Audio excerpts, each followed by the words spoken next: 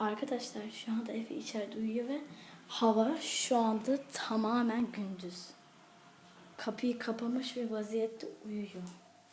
Hadi gelin içeriye girelim ve bakalım.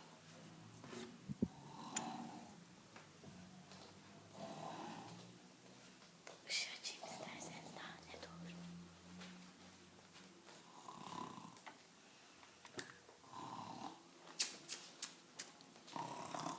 Bu ne ya? Bakın tamamen